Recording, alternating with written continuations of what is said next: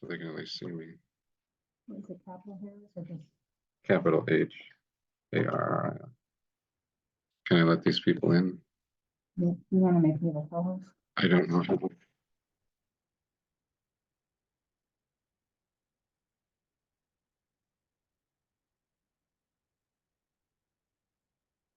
Where am I? You're there. Here. Mm-hmm.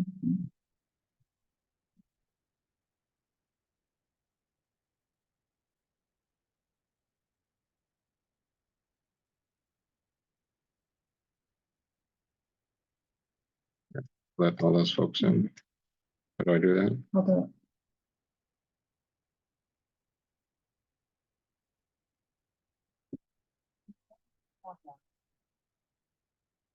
So I'm as you know. Where am I? Huh? Wait.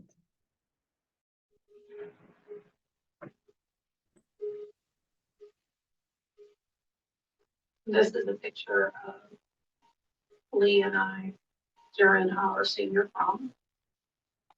I was a sophomore when they called it for the first time. When I first met him, he seemed shy and quiet and sweet. Another friend of mine warned me that he had a temper, but how's everybody doing this evening?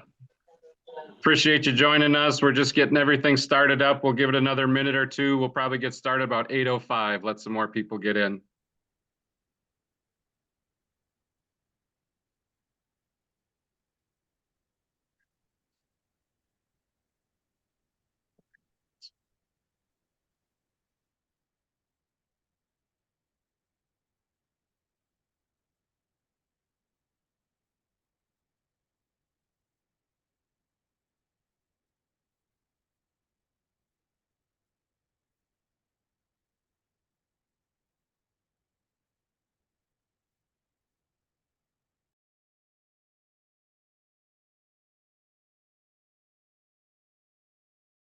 briefly, but he went from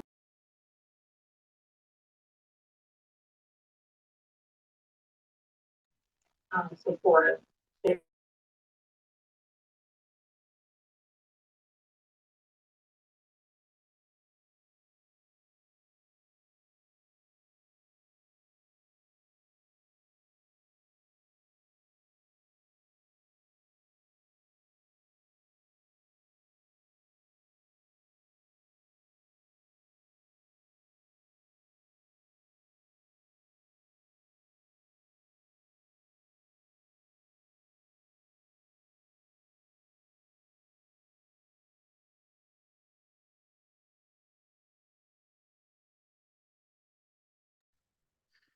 All right, good evening, everybody. Appreciate you joining us. For those that are new from last time, my name is Scott Sharland. Coach Tony Holler and I kind of got this idea going.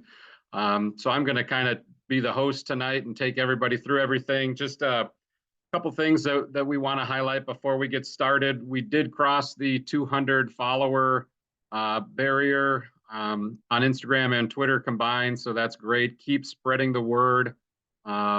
All kinds of different professionals are joining us, and strength athletes and you name it. So we wanted to highlight that there's more of us out there than you think, and there certainly are, and we want to keep spreading that word. One of the neat things, we'll have 5 guest speakers tonight. We had 3 our first time, and everyone's been from a different state. So Illinois, South Carolina, Pennsylvania, Utah, Massachusetts, Louisiana, Missouri, Kentucky. So this goes to show the spread and reach of what this group is doing. We have a couple folks signed up from California, a bunch from Florida, a bunch from Wisconsin. So again, just all over. You are not alone in your beliefs and your morals out there. So keep going and keep spreading the word. Couple things. Again, last day to register to vote is October 7th. So those of you with student athletes or folks that haven't voted before for sure, or maybe moved states like myself, I moved from Indiana to Ohio. Last day is October 7th. And then the last day to request an absentee ballot is about 14 days before the election. So that's one of the easier ways for college students who are away from home to vote. You know, if they're not going to be in their hometown, they're off at college, request that absentee ballot. I tweeted something out from the Strength4Harris Twitter account tonight that walked you through the process. Now that was Indiana, but every state has that. And so just take your time, mentor and guide your student athletes like that so that they can be a part of the process. All right, we'll let people keep joining here, but we're going to get started. So our first speaker tonight, really excited for this one, is Coach Devin McConnell. He is the high performance director for the Utah Hockey Club, formerly the Arizona Coyotes. Coach McConnell, why don't you get us started? All right, appreciate it. Can you guys hear me? You good? We got you. All right, thank you. First and foremost, thank you very much for the opportunity. Again, my name is Devin McConnell, high performance director, currently with the brand new Utah Hockey Club. Just moved to Utah, transitioned from Arizona. Prior to that, I was in New Jersey, and prior to that, I was in Massachusetts for a long time. So kind of been all over the place. Lived in a lot of different places, seen a lot of different things. But again, I appreciate the opportunity. I'm excited to be here. I didn't get to see the last one live, but as soon as I kind of learned about what was going on, what Scott and the group were putting on, I wanted to be a part of it. So Scott had reached out to me and asked if I had any interest in speaking, and I immediately said yes. I definitely wanted to be a part and wanted to be able to voice, my support, my beliefs. And I asked him if there was anything specifically that he thought, that I should talk about or I should bring up. And he mentioned that, maybe I bring up the fact that I work in a very, male dominated, tough guy field. Yet, in my bio on social media, I have he, him in my bio. And, I've had the courage to be open in my beliefs on social media and kind of put myself out there. I don't necessarily feel like that all the time. Pretty nervous about kind of stepping outside the box and doing that. To be honest with you guys, not necessarily in this group where I think we all, share the same or similar beliefs, but it's not always easy to kind of put yourself out there, especially depending on where you live and what the community is like. So I appreciated him saying that, but I gave a lot of thought over the next few days about what I wanted to say and how to put some words to my feelings and my beliefs and sort of my political leanings and why I'm supporting Harris for president. Certainly it's policies. I'm a Democrat. Really, I'm a progressive. I'm a Bernie Sanders supporter.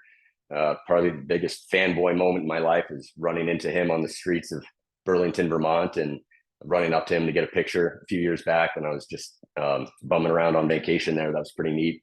But that's sort of, the branch of politics that most tightly aligns with my beliefs. Without question, my general policy beliefs align with the left: healthcare, abortion rights, gun regulation, tax policy, climate policy, et cetera. So from that perspective, I mean, voting for Harris is a no-brainer. But more than that, especially in this election, when I think it's safe to say, we're probably looking at a drastic decision about the path our nation is going to move down. And in turn, I think probably the path the rest of the world is likely to follow. I think character, vision, and culture, if we want to talk in those terms, is, we all do in strength and conditioning, is of utmost importance.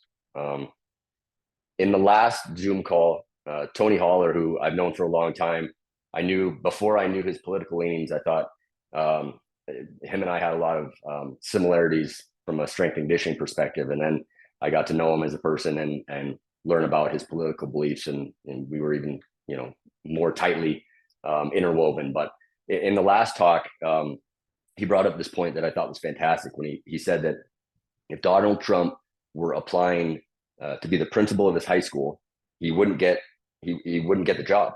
He wouldn't be qualified. And that really got me thinking. That, to me, that point perfectly encapsulated the dichotomy between Trump and Kamala Harris.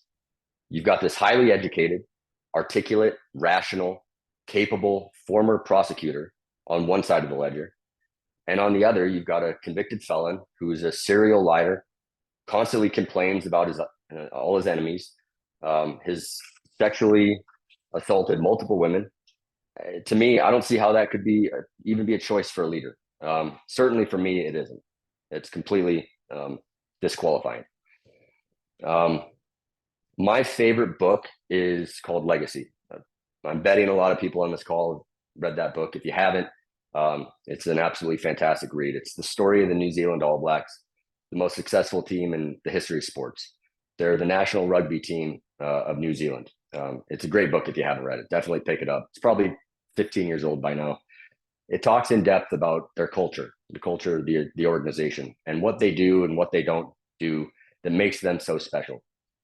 One of the main tenets of their organization is that they believe so strongly in character and leadership that they will select on those traits for their national team over talent. If you've read the book, you know one of the rules that they have. I won't say it sort of live on air, but it's the no rule. And I think that rule fits Mr. Trump really, really well, in my opinion. Every time I hire somebody and bring them into our organization, I gift them this book. Aside from it being just a great story, the lessons from the All Blacks culture are exactly what I want our department and our organization to be like. I think culture is the most important aspect of a successful team, and culture begins with leadership. When I think about the leadership of our country and the vision for our future, for my kids' future, I think about the character traits that I value in a leader. I think about the lessons from Legacy: honesty, integrity, high moral character, putting others before yourself, fighting for what is clearly right, treating others kindly and with empathy, having respect for your competitors. These are the traits that I aspire to as a leader. These are the traits I want my children to see in me. These are the traits that I want to see in our leaders. These are the traits that I want to see in our president, because these are the traits that I believe make a strong leader and create a strong culture, which in this context is a strong country. And that's why I'm supporting Kamala Harris for president. Very well said. Very well said, Coach. Thank you so much for joining us. We appreciate that. You're certainly a leader in the profession, and just so glad and happy to have you on there and connect with you. One of the speakers before our last time, I forget exactly who it was, but it's like, oh, sometimes you talk about politics and you're going to lose friends. I can say I've made 200 friends by starting this. So it's just so reassuring to know people like you are out there and supporting what we're doing. Next speaker is going to be Coach Julio Salado. If you don't follow Coach Julio on Instagram or Twitter, you need to do it. He is the most interesting man in fitness. Owner of the Fitness Boundary, author, educator, activist, does a ton of good for, quite frankly, the world. Coach Julio, why don't you take it over? Hi, everybody. I'm Coach Julio, and hopefully you can hear me well. So I'm going to share my screen, and thank you very much for sharing, Orla. Can I share my screen? I have a couple of screen. Thank you. Yep. Is it good? Can't see it yet. We can see you still. Oh, it says host disabled. Share screen. One second. Thank you for your patience, friends.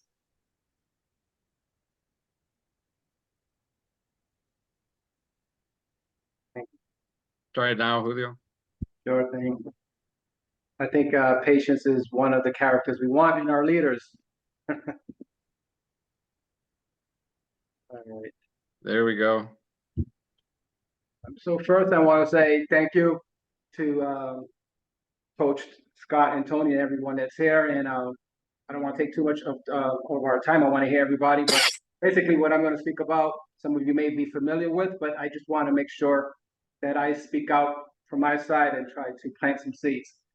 So it's a presentation is very small. It's called Rejecting Racism, Misogyny, and Fascism is Patriotism. Getting comfortable with being uncomfortable is necessary for you. As you heard earlier, my name is Coach Julio. I'm a proud first-generation Dominican American.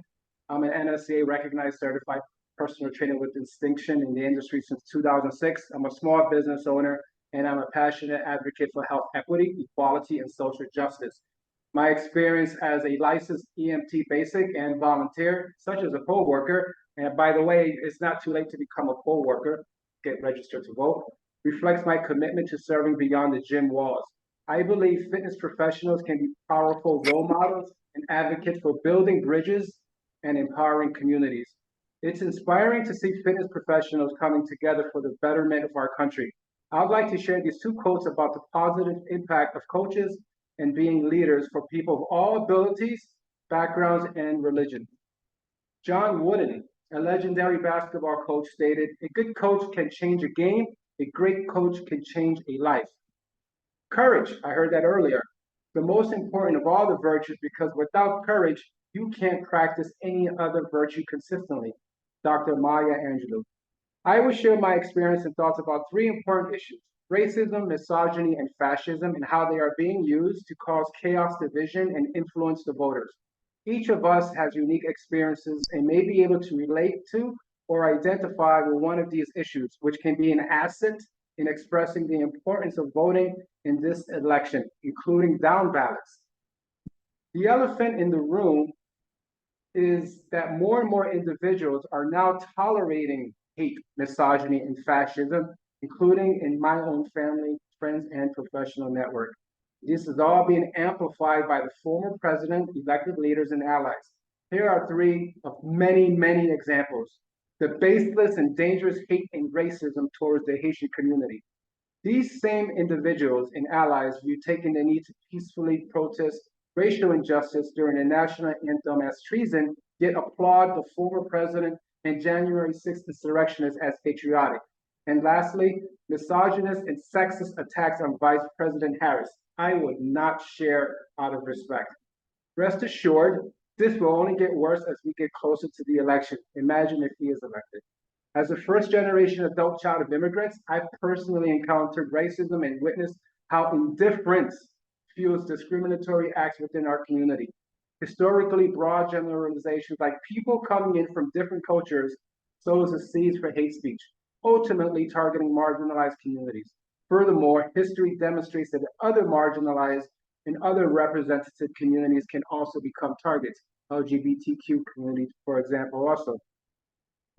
Secondly, there is a clear connection between banning DEI initiative, whitewashing slavery, book bans, voter suppression, criminalizing women's health care, normalization of hate speech, catch my breath, and denying the existence of systemic inequities. Privilege is when you think something is not a problem because you aren't affected personally. I will continue to have conversations with friends, family, and my professional network, even though they are more challenging when they refuse to acknowledge the ideology of hate that targets marginalized communities like mine. It saddens me, but I need them to know that tolerating hate or racism is equivalent to perpetuating hate or racism. You can also add misogyny in there. I also believe that hate is a learned behavior that can be learned. I am reminded of this quote: "Action is the only remedy to indifference, the most insidious danger of all." Elie Wiesel, a Holocaust survivor, humanitarian, and Nobel Peace Prize winner. Mr. Wiesel's words about indifference reminds us that silence is not an option, for it emboldens those who thrive on division, hate, and authoritarianism. Earlier, I mentioned misogyny, and I feel it's necessary to share about this underreported toxic ideology and how we need to speak out against it. We currently have a presidential candidate who is a daughter of immigrants, a person of color, and a woman. We should celebrate this achievement, for it inspires so many people. As I see the attempts to normalize misogyny, I saw the need for me, Coach Julio, to learn more about its roots and how to overcome it. I would like to briefly share a few quotes from Cornell University philosophy professor and author of Down Girl, The Logic of Misogyny, Kate Mann. There's a tendency to define misogyny as deep hatred in the heart, harbored by men towards girls and women. I define misogyny as social systems or environments where women face hostility and hatred because they're women in a man's world, the historical patriarchy. When people are attached to positions they believe are their birthright, you get huge amounts of backlash. When men think women are taking opportunities and privileges away from them, When they think women are challenging their male dominance, you get backlash. But we have to deal with that. Women cannot and should not internalize patriarchal values and give and give and give until we're nothing. What would need to change is for men in positions of power to accept that women can surpass them without having wronged them. I have the source in here if you ever need it. It's from Vox.com, a March 7, 2022 interview. Lastly, let's not forget the fascist rhetoric and plans for a second term. This quote reflects how the stakes have never been higher. Get out and vote just this time. You won't have to do it anymore. 4 more years, it will be fixed. It'll be fine. You won't have to vote anymore. In 4 years, you don't have to vote again. We'll have it fixed so good, you're not going to have to vote. Former president. It is my civic duty to spread awareness about Project 2025, which represents more than an ideological insurrection. It threatens our multiracial democracy, national security, and international order.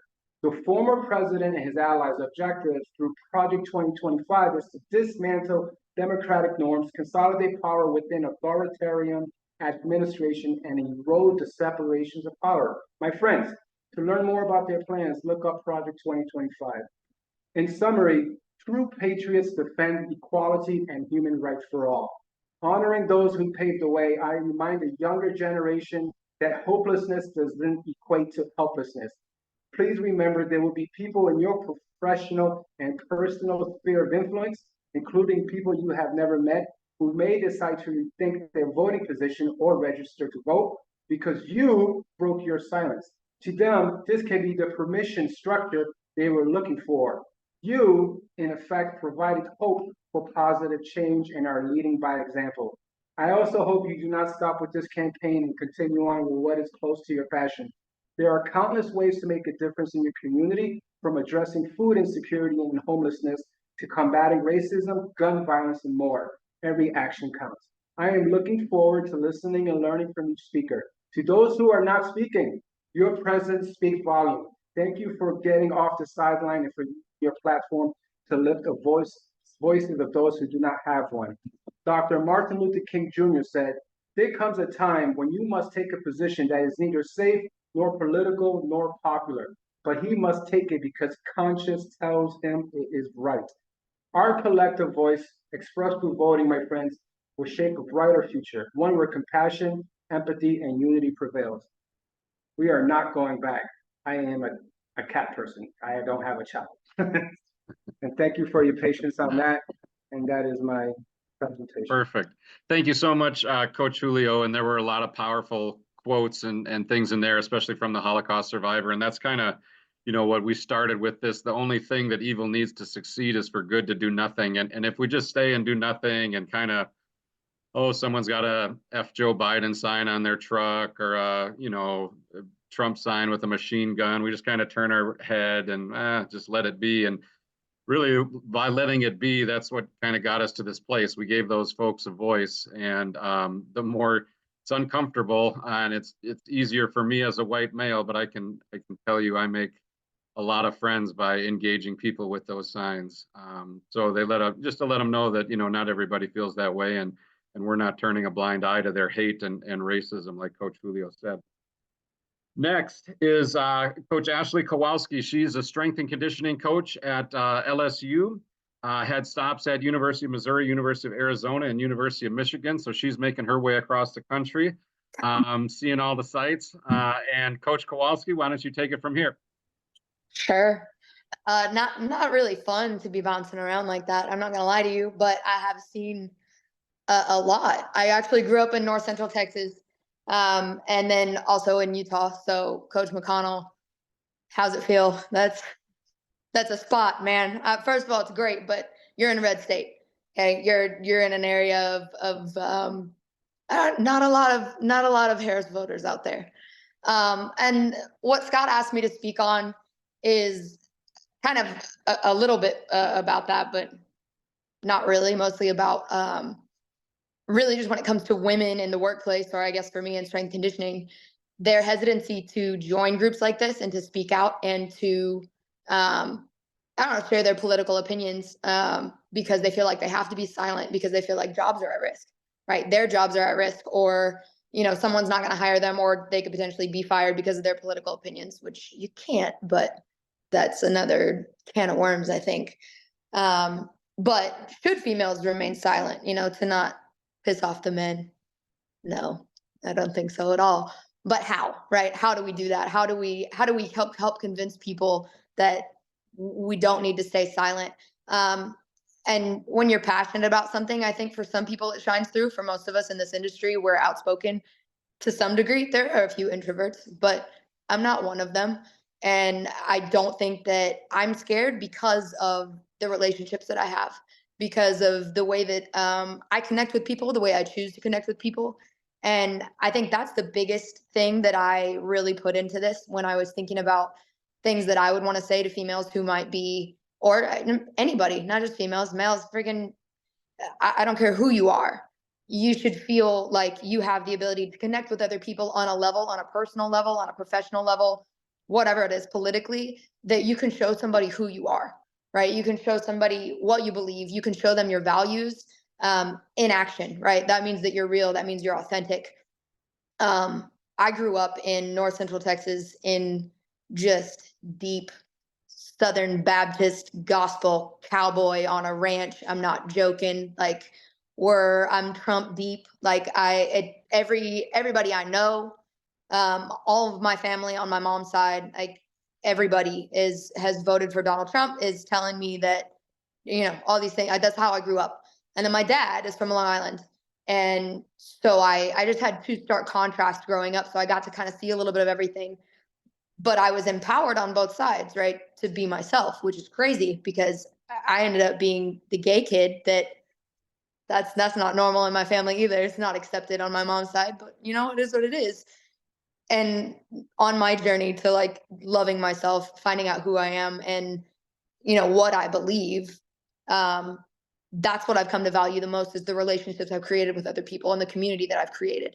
And that's part of what this is. And Scott, I think that's what you're doing here. I think you're creating a community. I think that you're putting us in positions to really seek truth, and not necessarily in my mind make it a good versus evil thing, but to truly seek authentic, real connection, relationship, and really in my mind it's love over fear, right? And everything that we do and everything that we react to, we can either be reacting out of fear or be reacting out of love in our relationships and the way that we connect with people. And a lot of the time when I find, political conversations, you can either connect with people, and mostly for the most part, they're reacting out of fear, right? For my family in particular, when they're on that side and I'm getting tiraded about how I should not vote for Kamala Harris and how she's just evil and she wants to destroy the values of our country and she wants to, do trans operations on illegal aliens in prison. I don't know.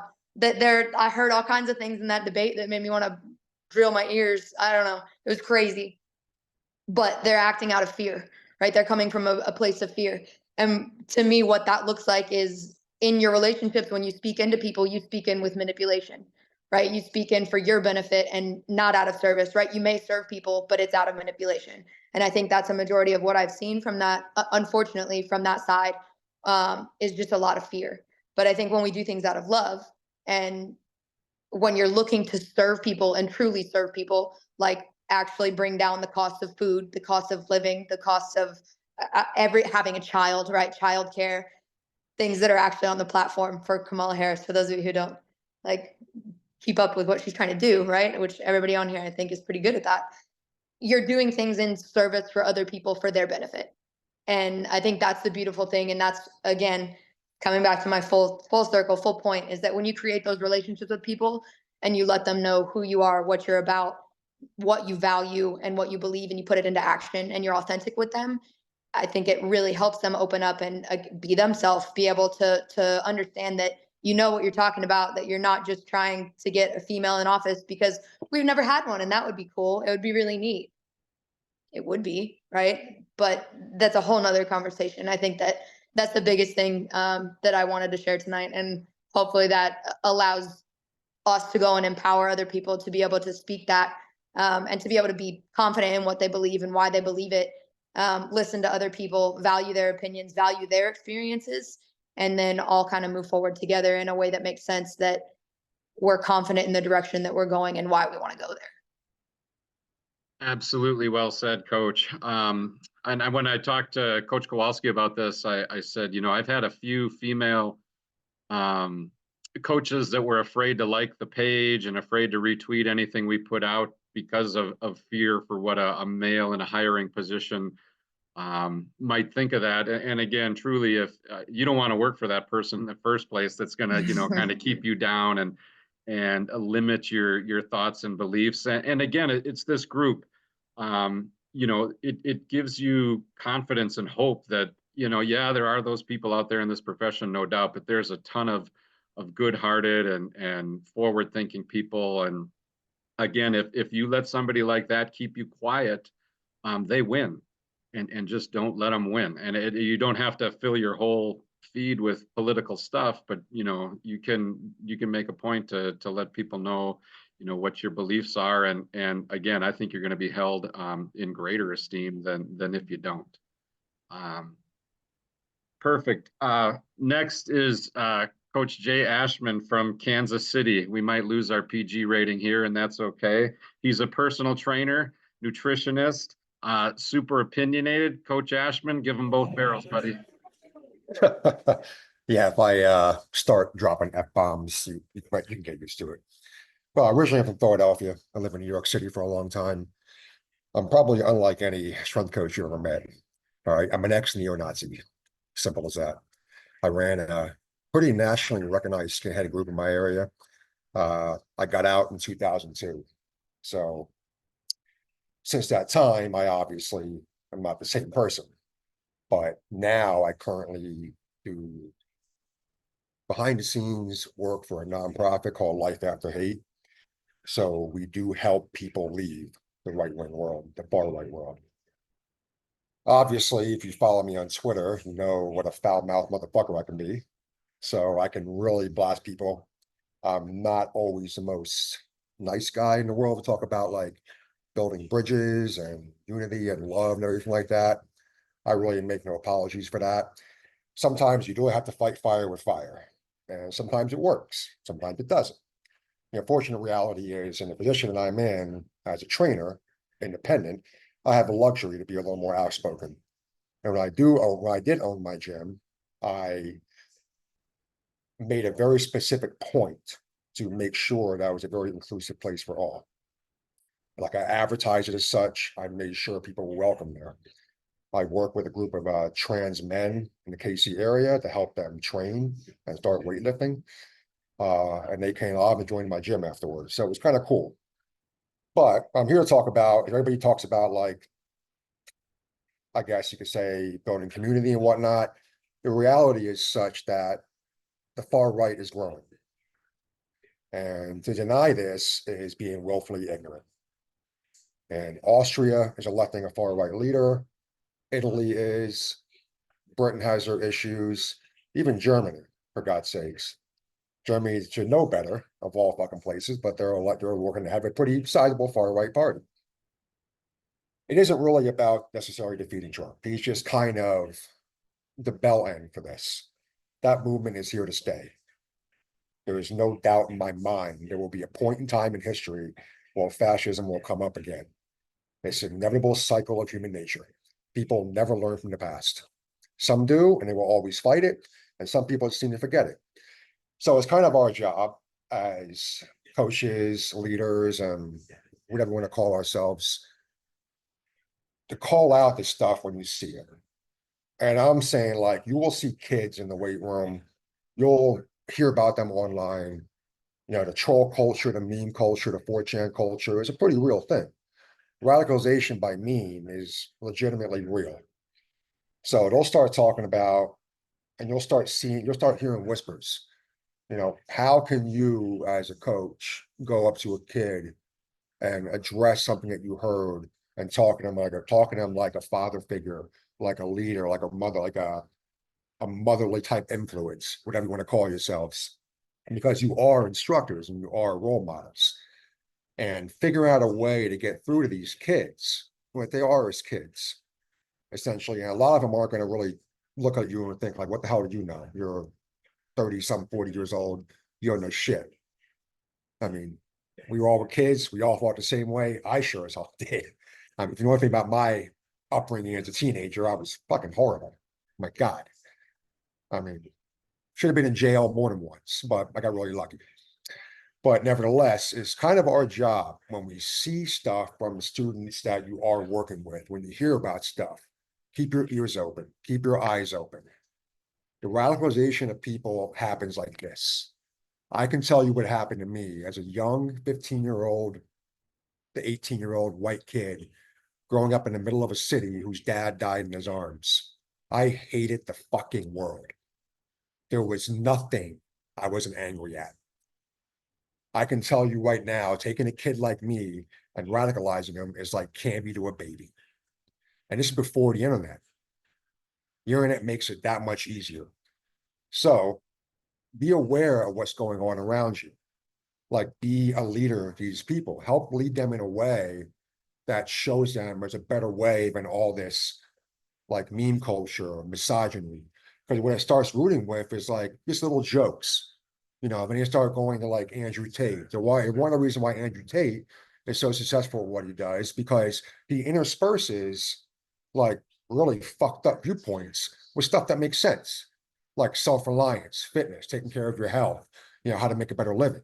And while it's all sliced in with like misogyny, sexism, racism, far right thinking, that's all done by design. It gets people to believe that viewpoint because, oh, he's not all that bad. He talks about working out and staying fit. How can you be against that?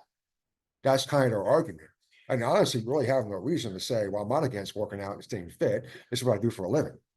However, it's your stuff you got to watch out for. So be aware of your surroundings. Be aware of what the kids are doing.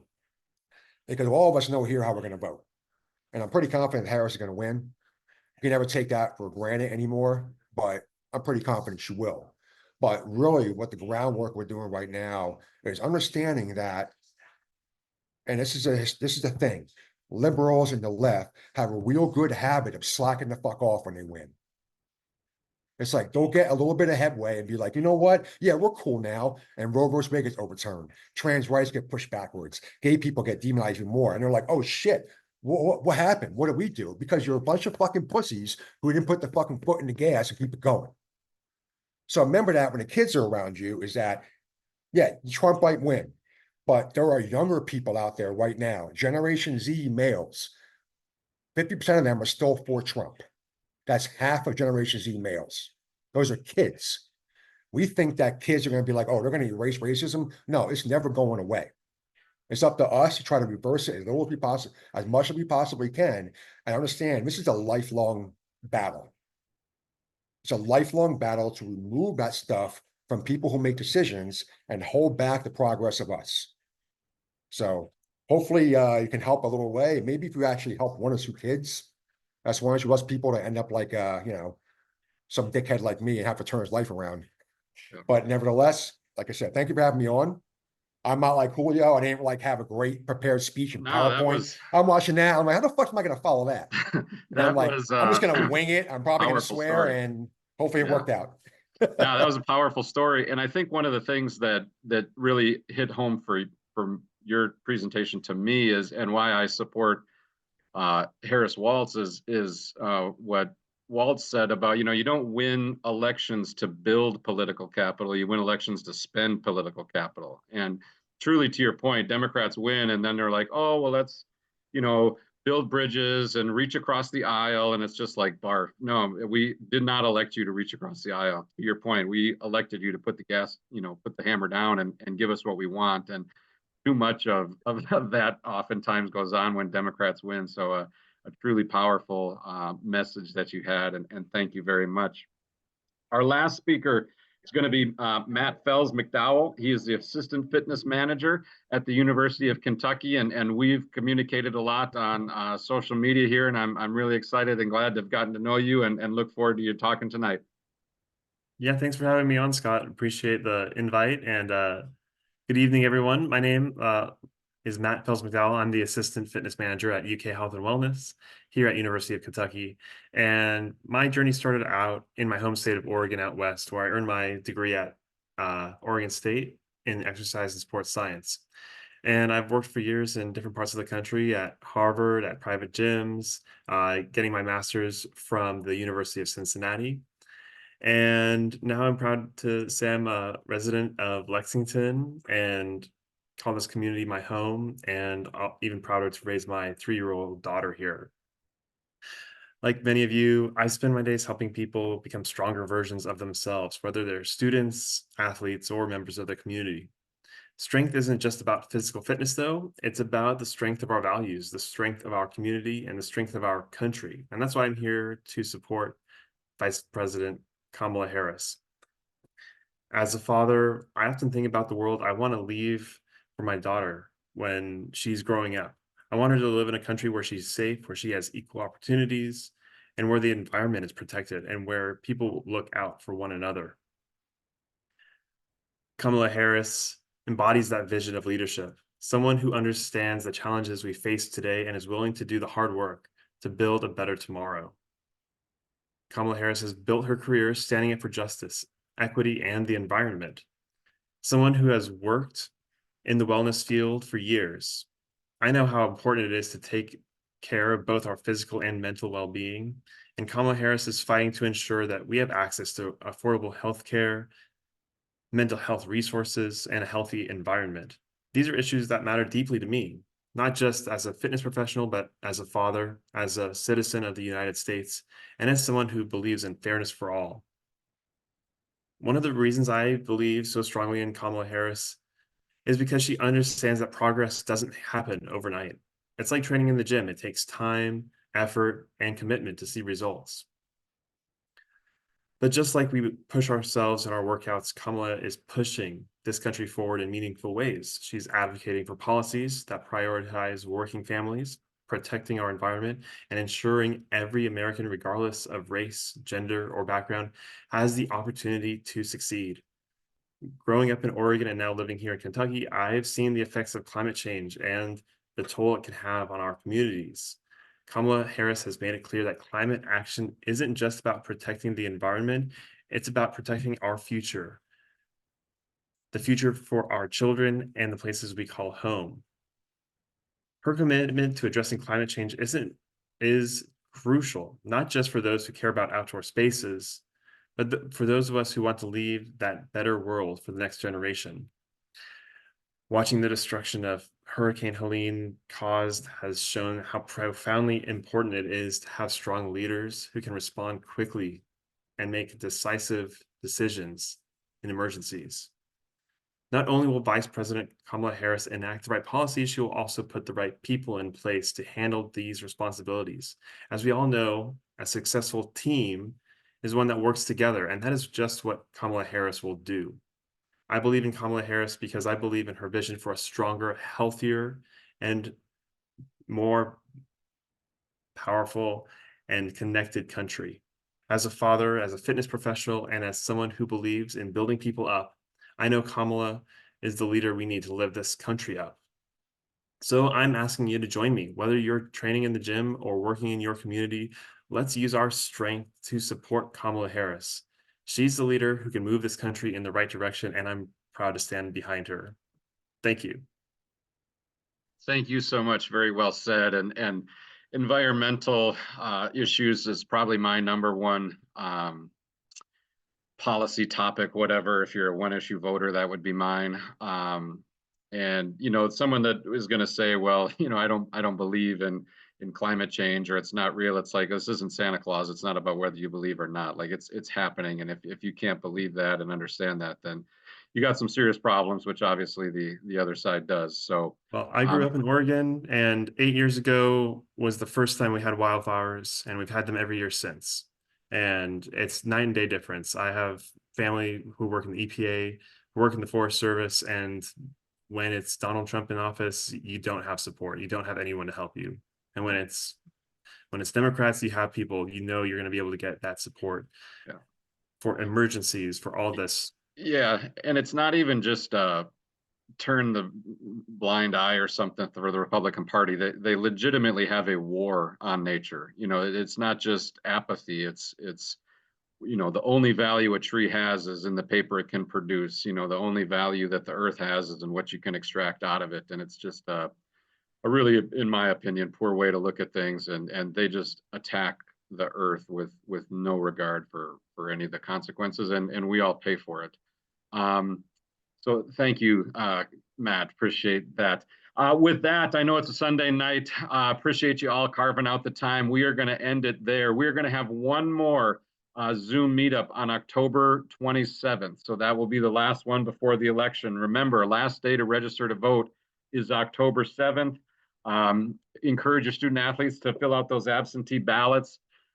Please keep spreading the word. There is a recording of this. I'll send that out probably tomorrow morning. And to anybody that's interested in that, appreciate all your time. Again, I know on a Sunday night it's kind of wind down and get ready for the week ahead, but it shows a lot of determination and courage, I guess would be one of the words, to get on this call this late at night and join us all and talk about these things. So thank you very much. Appreciate all your time. You all have a good rest of your night and a good week to follow.